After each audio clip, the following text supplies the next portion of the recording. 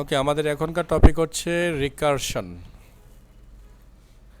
ওকে, so ইন্ট্রোডাকশনে আমরা একটু দেখি কি বলছে recursion is a technique that leads to elegant solution to problems that are difficult to program using simple loops। তাহলে simple loops দিয়ে যেই প্রোগ্রামগুলোকে সলিউশন করা কোয়াইট টাফ, অনেক বেশি ডিফিকাল্ট বা কঠিন, ওই ধরনের প্রোগ্রামগুলোকে আমরা চাইলে এই রিকারশন টেকনিক ব্যবহার করে সলিউশন করতে পারি। Suppose you want to find all the file under a directory that contain a particular word. How do you solve this problem? There are several ways to do so. An intuitive and effective solution is use recursion by searching the file in the subdirectory recursively. তো এখানে আরেকটু কথা বলছে যে to use recursion is to program using recursive methods. That is মানে এই recursive মেথডটা কি সেটা আমাদেরকে বলতেছে। সো বলছে to use method that invoke themself. সহজ ভাষায় যদি আমি বলি, রিকারসিভ মেথড হচ্ছে এমন এক ধরনের মেথড যেই মেথড নিজেকে নিজে ব্যবহার করতে পারে। সচরাচর এতদিন আমরা কী করছি, একটা মেথড লিখছি, এটাকে অন্য জায়গায় কল করছি। কিন্তু এই রিকারসিভ মেথড লিখবো, মেথডের বডির মধ্যেই সে মেথডকে আবার কল করতে পারবে। সো যেহেতু মেথডের বডির মধ্যেই সে নিজেকেই আবার কল করতে পারে, এই জন্যই এই মেথডকে নাম দেওয়া হয়েছে recursive method. So recursion is useful programming technique. In some case it's enable you to develop a natural, straightforward, simple solution to an otherwise difficult problem। মানে ডিফিকাল্ট যে প্রবলেমগুলো আছে এগুলাকে মোটামুটি একটু সহজ উপায়ে করা যায়। তো আমরা এই চ্যাপ্টারে এই রিকারসিভ নিয়ে কিছু চিন্তাভাবনা করব। আচ্ছা, সো আমরা একটা প্রোগ্রাম নিলাম, যেহেতু আমরা মেন ক্লাসের মধ্যেই করতেছি, যেন আমরা পাবলিক স্ট্যাটিক লং নামের একটা ভ্যারিয়েবল দিয়ে মানে রিটার্ন টাইপ দিয়ে আমরা ফ্যাক্টোরিয়াল একটা মেথড বানালাম।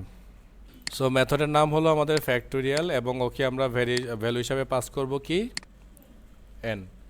তার মানে আমরা যার ফ্যাক্টোরিয়াল চাই ওই নাম্বারটাকে আমরা এন হিসাবে এখানে পাঠাবো। সে 5-এর ফ্যাক্টোরিয়াল চাইলে 5, 10-এর ফ্যাক্টোরিয়াল চাইলে 10 আমরা এখানে পাঠাবো। তো দেখেন আমরা বলতেছি ইফ n ইকুয়ালস টু যদি 0 হয়, আমরা জানি যে যদি 0-র ফ্যাক্টোরিয়াল বের করে যে ফ্যাক্টোরিয়াল কিন্তু হয় 1, জানেন তো নাকি? এটা বলছে কিন্তু, হ্যাঁ। এলস যদি 0 না হয়ে অন্য কিছু হয়, তাহলে আমরা বলছি রিটার্ন কি দেখেন, n গুণন ফ্যাক্টোরিয়াল n মাইনাস 1। দেখেন এই জায়গাটাকে আমি আবার এইখানে কল করে দিয়েছি, আর এই মেথড শুরু হয়েছে এখানে, শেষ হয়েছে এইখানে। তার মানে দেখেন ও নিজেকে তার ভিতরেই আরেকবার কল করতেছে। সো এই হচ্ছে গিয়ে একটা রিকারসিভ মেথড। এবং মজার ব্যাপার, ওকে যদি আমরা রান করি, এখানে কল করি, দেখেন কত সুন্দর রেজাল্ট দেয়। ও তো রিটার্ন দিবে আমাদের, তাই না? তাহলে আমি ট্যাস আউট করি এটাকে।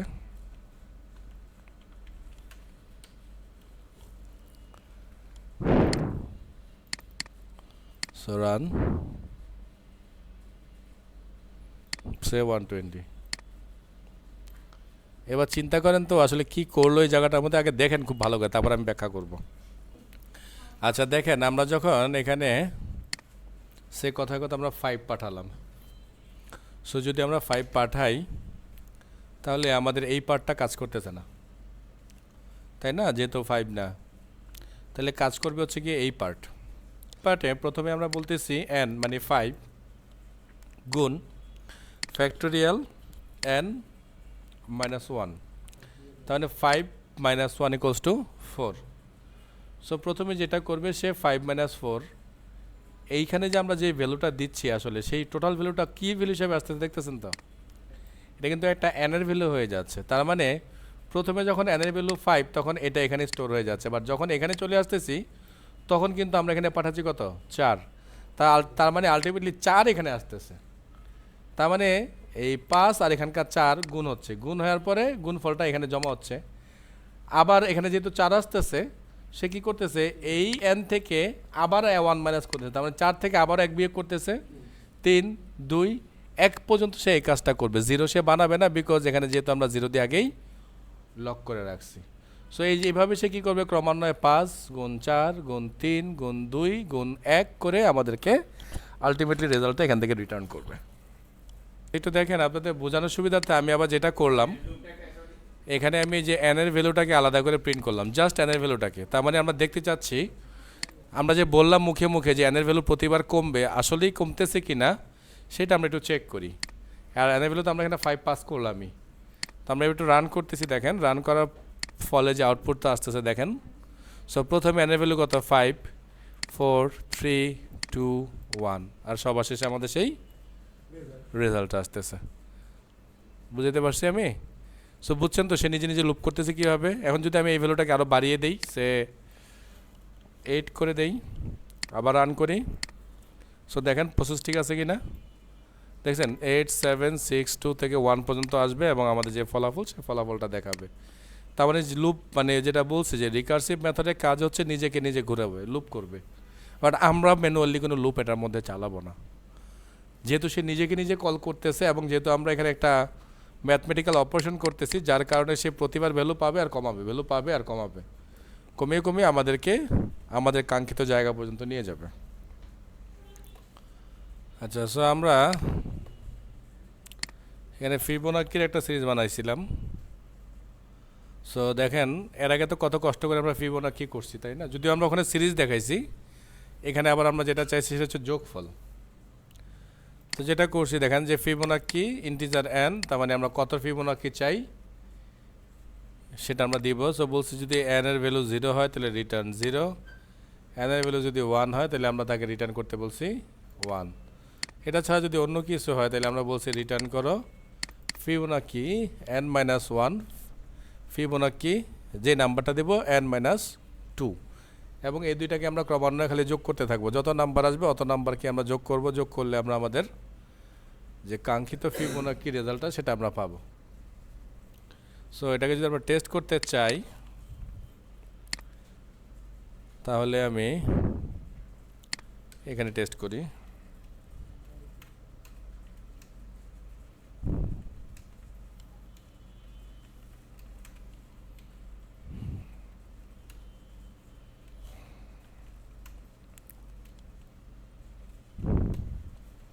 সে 5 দিলাম, ও তো রিটার্ন দিবে আমাদেরকে, তাইলে আমি আউটে রাখলাম এটাকে। হ্যাঁ, সো দেখি কি বলে।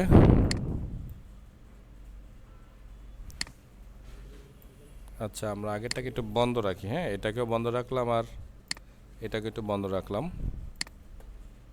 তা নাহলে আমরা একটু কনফিউজড হয়ে যাচ্ছি। 5 রিটার্ন করতে থাকেন বলতেছি স্যার। হ্যাঁ, আসলে ও যেটা করছে সেটা হচ্ছে কততম নাম্বার ওটা দেখাইছি আর কি। আসলে 5তম নাম্বার কত, যেমন আমি এখন দিছি 7তম নাম্বার কত। হ্যাঁ, ফিবোনাকি সিরিজের, তো ফিবোনাকি সিরিজের 7তম নাম্বার হচ্ছে 13, এবং এটা যদি আমরা দেখতে চাই, কি লিখলাম আমি,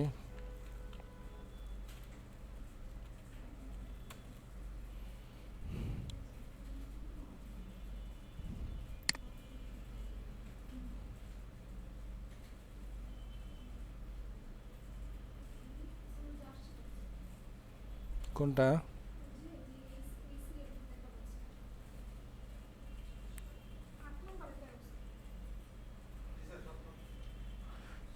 ওরা প্রথম দুইটাকে মিলে একটা মিলায় আর কি, বুঝছেন কি? দাঁড়ান আমি দেখাচ্ছি, এটার একটা ইয়ে আছে, চার্ট আছে। হ্যাঁ, 0 বাদ দিয়ে ওরা 13 গুণে।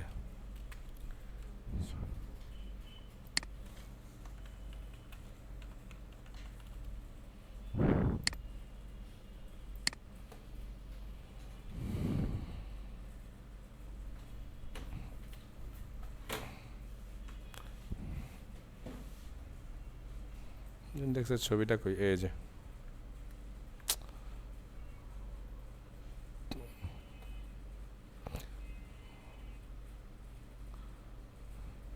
এক দুই তিন চার পাঁচ ছয়, না এটা তো দিল না তাইলে, আর চারটা কই?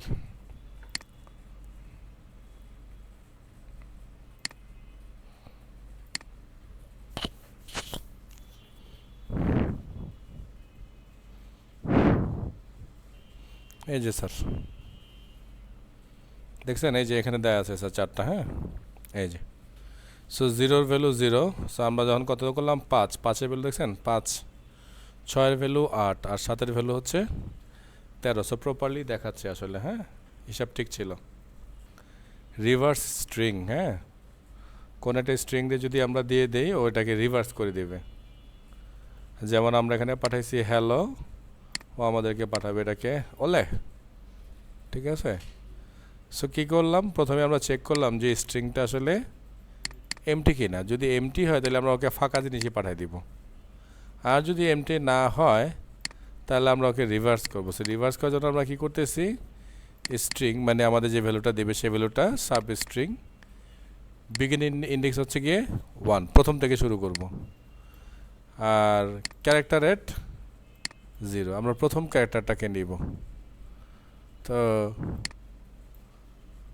যতক্ষণ পর্যন্ত না পাবে ততক্ষণ পর্যন্ত সে পেছন মানে এরকম উল্টায় গুনতে থাকবে আর কি, যেহেতু রিভার্স করতেছি আমরা, প্রথমটাকে সে শেষে পাঠাবে আর কি, মানে শেষ থেকে ওই যে 0 ইন্ডেক্সের প্রথম ভ্যালুটাকে নেবে, নিয়ে প্রথমে আনবে, এরকম করে করে ক্রমান্বয়ে সে সামনে যাবে এবং একটা করে পেছন থেকে একটা করে বলে নিয়ে সে সামনে চলে আসবে আর কি। আমি তো শুরুতেই বলছি যে আসলে এই ইয়াটা সামলানো একটু কঠিন আসলে। হ্যাঁ তারপরে যেমন ধরেন আমাদের একটা সংখ্যা আছে, যে সংখ্যা হচ্ছে 1 to 1। এখন এই সংখ্যাটাকে যদি আমরা রিভার্স করি তাহলে কি আসবে?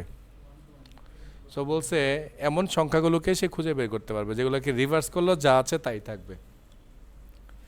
বুঝতে পারছি? সো এটাকেই বলা হয় আসলে প্যালিন্ড্রোম। সো এটা যদি আমরা রান করি, এটাকে একটু অফ রাখলাম।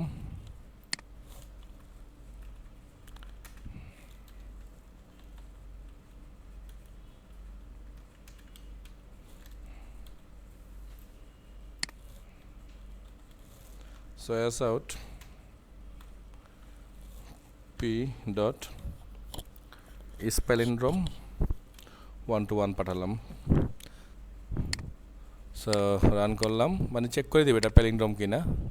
সো এটা প্যালিন্ড্রোম, ঠিক আছে। আমরা যদি বলি 2 3 2, প্যালিন্ড্রোম না এটাও? ওকে, সো রান করলাম।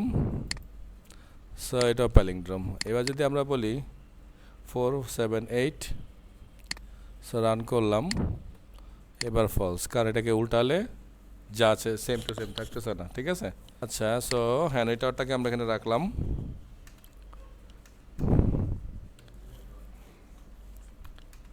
ও আচ্ছা, সরি, এখন তো বেশি দিয়ে দিলাম। হ্যাঁ, সো আমরা এখানে আচ্ছা হ্যান্ডটারকে আমি অ্যাস আউট দিছিলাম নাকি সরাসরি ভয়েড দিছিলাম? ভয়েড দিছি। হ্যাঁ, তাহলে মেথড কল করলে হয়ে যাবে আমার হ্যান্ডটাওয়ার ডট।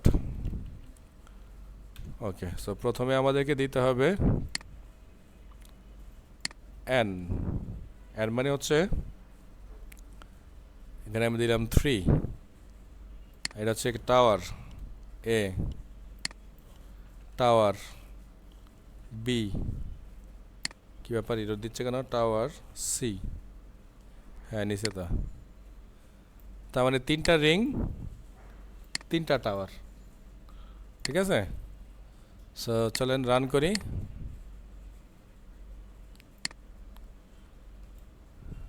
সো মানে প্রথমটা হচ্ছে ডিস্ক আর কি, যদিও sorry. So disk 1 from A to C, disk 2 from A to B, disk 1 C to B. মনে আছে আপনারা কিন্তু এভাবে খেলছিলেন। তো ঠিক এই প্রতিটা প্রসেসেও আমাদেরকে দিছে। যদি আমরা একটু বাড়ায় দেই আল্লাহর নাম করে, সর্বনাশ হয়ে যাবে আর কি। যদিও বেশি হবে না, অল্পই হবে দেখি। জাস্ট প্রসেস কিছুটা বাড়ছে আগের তুলনায়, কিন্তু কাজ কিন্তু প্রপারলি হয়েছে। ঠিক আছে, সো আপনি যত বল বাড়াবেন, মানে ডিস্ক যত বাড়াবেন, আপনার প্রসেস কিন্তু গণিত হারে বাড়বে, জ্যামিতিক হারে বাড়বে, গণিত হারে না।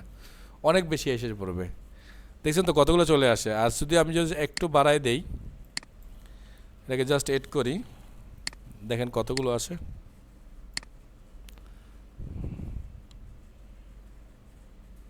আমি কিন্তু ঘোরাচ্ছি এখনো চাকা, বুঝতে পারছেন তো? সো কতগুলো আসছে দেখছেন তো? তো যাই হোক, সো এই কাজগুলো আমরা চাইলে এই রিকার্সিভ মেথডের মাধ্যমে করতে পারি। ওকে।